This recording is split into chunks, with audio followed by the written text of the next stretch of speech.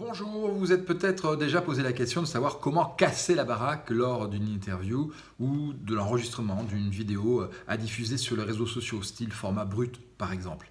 J'ai la réponse, elle est dans le mot casser ou plutôt l'acronyme puisqu'il associe 5 initiales, les initiales de 5 de mes stagiaires il y a quelques jours lors d'une formation pour porte-parole au sein d'une ONG.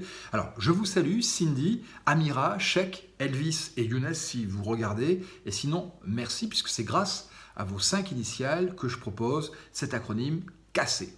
Première lettre, la lettre C comme la cible. Posez-vous la question de savoir pour qui vous parlez, quelle est votre cible principale. Il y aura un public peut-être très large qui va regarder, mais dans ce public, il y a ce cœur de cible auquel vous devez veiller et c'est pour elle, pour eux, que vous parlez en particulier. La deuxième lettre, c'est le A de l'accroche. Je vois qu'il y en a qui suivent et qui se souviennent de ce que j'ai pu dire, aussi bien en prise de parole en public qu'en média training. Ayez une accroche, attirez l'attention.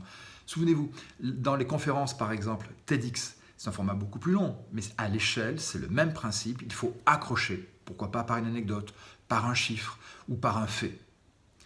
Un deuxième C dans cet acronyme, casser, celui-ci sera le C du choix de votre message.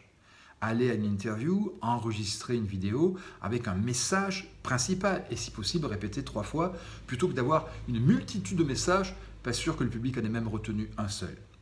Le E va être important, le E ça pourrait être quoi? Si vous m'avez déjà suivi dans une formation, vous savez que j'accorde une importance à l'énergie qui va se dégager de vous, à l'énergie constante que vous devez avoir, notamment en tant que porte-parole, si on vous pose pour la 5e fois dans la même journée la même question. Vous gardez la même énergie parce que le public, lui, change à chaque enregistrement. Et enfin, le Y pour les yeux. Les yeux sont bien sûr l'accès direct à votre âme, disent certains dans nos métiers. En tout cas, les yeux sont en lien avec le regard et c'est votre regard sur la journaliste ou le journaliste qui va créer le lien, qui va créer cette passerelle émotionnelle qui donnera toute sa force à votre vidéo.